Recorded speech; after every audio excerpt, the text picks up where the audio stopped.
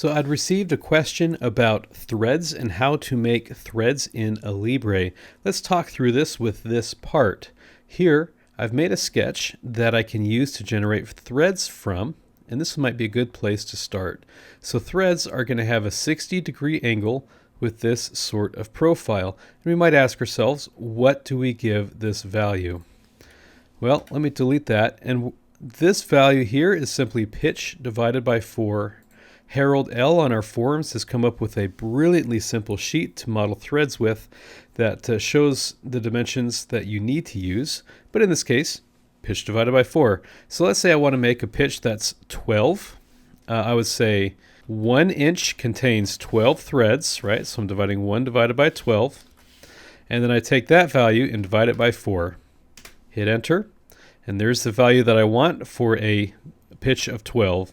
These construction lines can mark the top and bottom, or the major and minor diameters of my threads, and I've dimensioned them accordingly for the threads that I would like to have. When I personally make threads, I give a little bit extra because I think I can get a little bit of a cleaner cut sometimes by going a little bit higher than I need, but that is completely optional and completely up to you.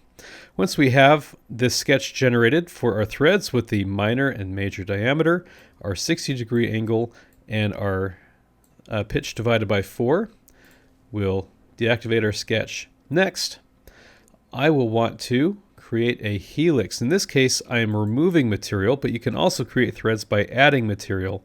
So it depends on how you set up your thread. Either way works. In this case, I'm removing. So I'll go into my helical cut and I'll select an axis, and here is an easy center axis that my thread will go around. I'll also import my pitch, which will be, again, 1 inch containing 12 threads. And this is how high I want my helix to be. I'm going to go with a simple 0.5, and you can see that we're going in the wrong direction. So I'm going to hit the reverse box here, and now I've removed enough material to create a thread.